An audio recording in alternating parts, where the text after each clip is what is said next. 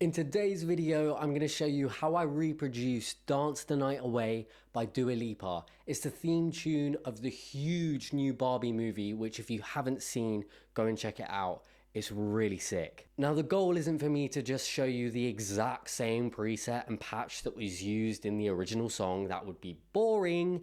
It's more so to share how I would go about producing a disco pop anthem like this and the tools and techniques I use and you can use in your own productions. So without further ado, let's jump in. Alright friends, so let's dive in. I'm going to play through the whole track first and then break it down all in detail. So here's what we've got.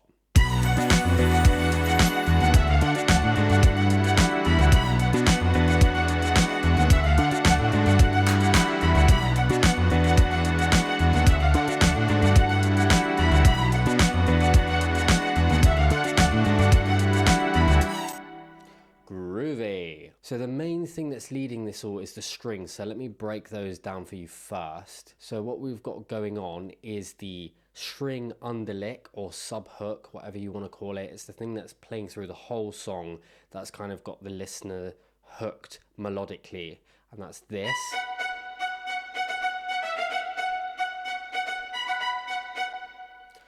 That's the main melodic hook, and I'm using Spitfire Audio Intimate Strings. Really nice. I've just recently bought this. Love Spitfire Audio stuff. The more you watch me, the more you're going to see Spitfire Audio. I'm not affiliated with them. Spitfire, if you want to sponsor me, go for it. The thing I love about this is the real easy parameters to dial in. So you've got like release, tightness, reverb, and then you've got vintage, which is really nice. It adds like a kind of filtering and saturation, so it just makes it sound vintage. And then you've got close and tree, which I have no idea what that is. What's tree? It's a different arrangement in how it was mic'd up. We digress. Okay, so what I'm doing to make this sound more real is I found a string pull down.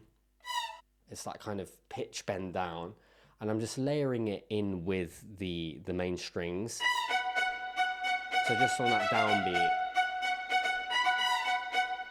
just gives it a bit more character and makes it sound more realistic. And then we've got a cello that's doing a mid-range counter melody. That's also intimate strings. They're all intimate strings that I'm using for this. No reverb because it's in the lower frequency range. Don't want to muddy things up. I've brought the release down a little bit as well so that the end of the notes aren't trailing into the next one too much and messing it up and creating nastiness that we don't want. Then we have another string line, and these are all the long legato strings, and that's playing this.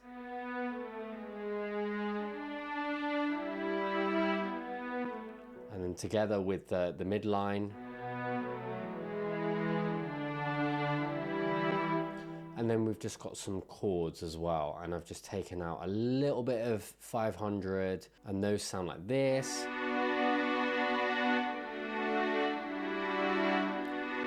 And then the classic disco string drone. Every song, now that you know about it, you will never be able to unhear it again. It's just the note of the key held for the duration of the chorus. And that just adds a little bit more energy. And altogether, the strings sound like this.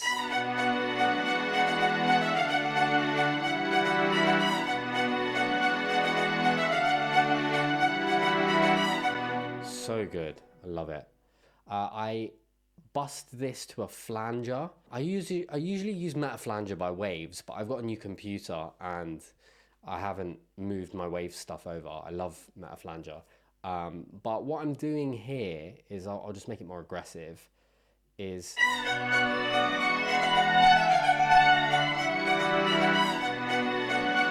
It's giving it a little bit of stereo movement, and it's just adding more of that kind of retro character to the strings. I have to shout out Ill Factor for that. I watched his remake on this, and he pointed that out with Metaflanger, which I thought was sick. That's the strings.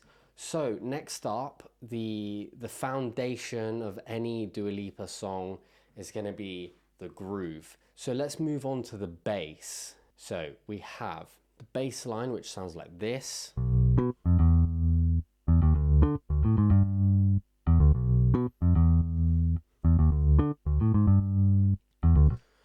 Okay, cool. So there's a couple things that are going on here. So I'm using Modo Bass 2. Modo Bass is super underrated. It's literally my favorite bass, like live sounding bass plugin. So I've got the 70s P bass, play style, finger, and I'm doing muting. Oh, strings. I forgot to do that.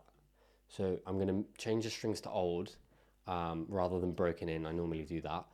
And we've just got some muting. So it's you know, without the muting, it will sound like this. And then with the muting, it sounds like that.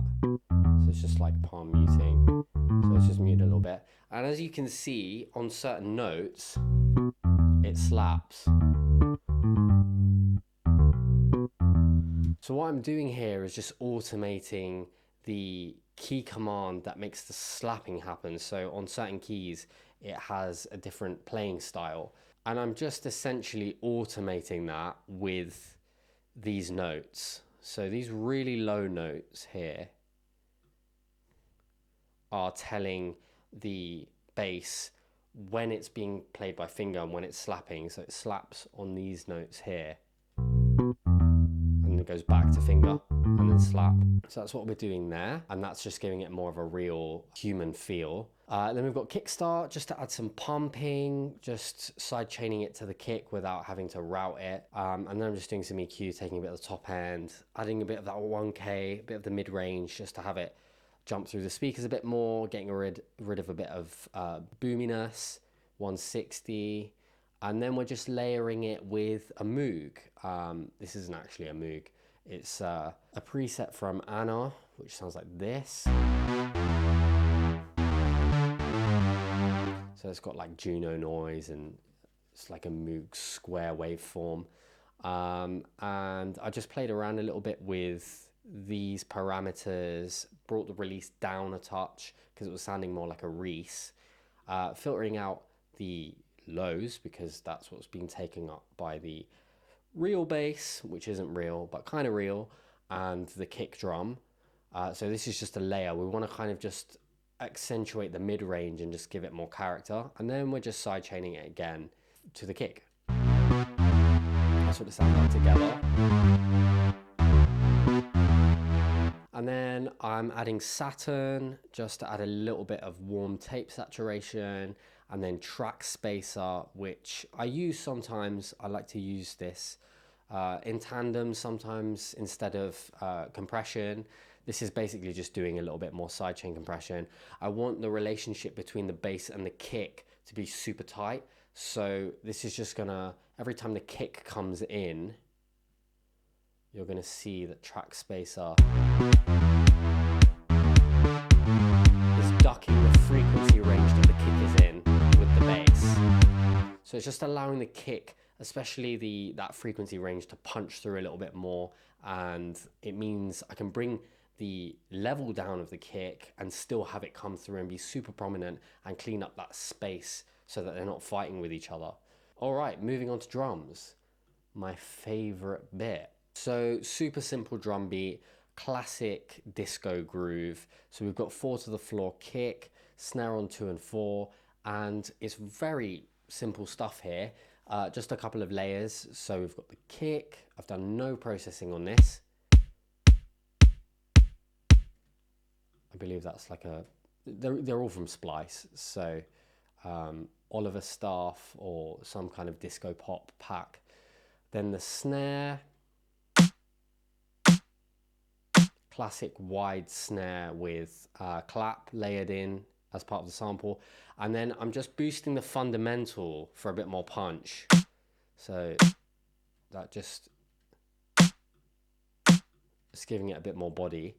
And then I've got this punch. So it's a tighter one, it's got more high end, and I'm accentuating 2.5K, and together, that's what we've got going on. Then we've got a clap layer.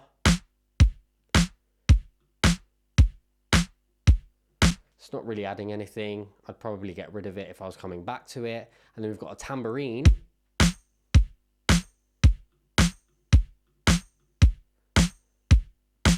Giving it a bit more of an organic feel. And then I've got a shaker. Just got a little bit of sample delay to get it out of the center so that it's kind of enveloping the kick and snare, which we want in the center. And then hi-hats. Just taming a little bit of the sizzly high end. And then on the drum bus itself, I noticed that they're a lot punchier. So let me show you how I would kind of go about it. This also comes from the sample selection. So if I were to go back and really study this and, you know, want to nail it 100%, I'd probably refine some of the sample choices and listen to it, A/B it, keep going. But in the sake of just, you know, getting this done quickly and showing you how to do it, I added attack with a transient shaper and sustain. I pulled the sustain down. So there's a really tight, punchy feel to the drums. So let's listen to it with the transient shaper off.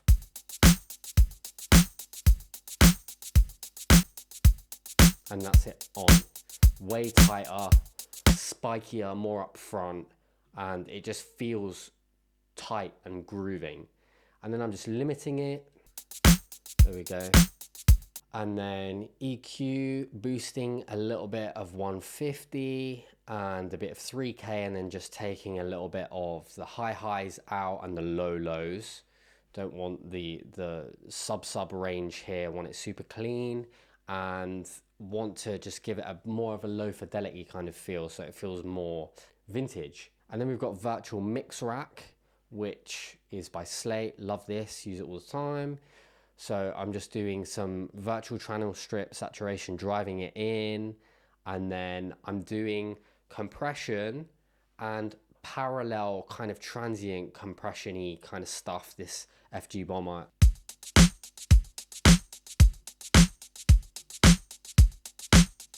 Might be subtle, but I'm hearing that the hi-hats are a little bit sizzlier. There's more mid-range, it's warmer. There's just a lot more character, which is exactly what we're going for with the drums.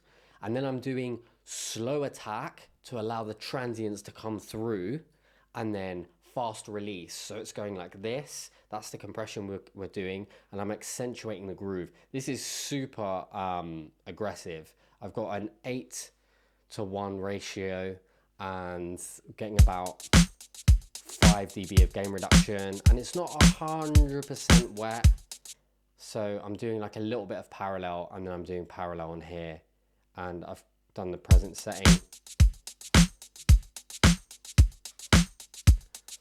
Pumping a little bit, I'm going to bring it down a touch. Again, like everything, mixing it's a delicate dance. But that's kind of what I would go for. That's a few approaches for how to get punchy drums.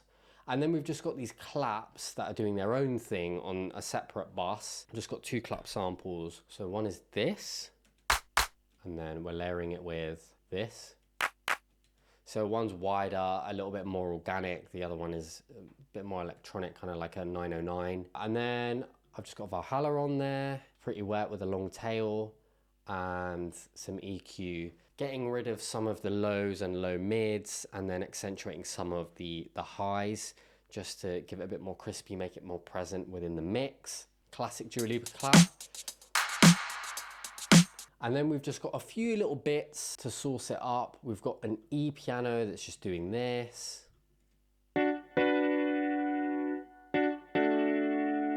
Just punching in some chords. And I'm using Addictive Keys Electric Grand, doing a little bit of EQ, getting rid of the low mids, lows, accentuating some 2K. And then we've just got some little sparkles. So we've got this, the sound of Barbie, and then we've just got a downshifter, and I've just put some tremolo so it pans from left to right. Thank you so much for watching. If you found this helpful, be sure to give it a thumbs up, because that really helps. And also consider subscribing if you haven't already. Until next time, create courageously.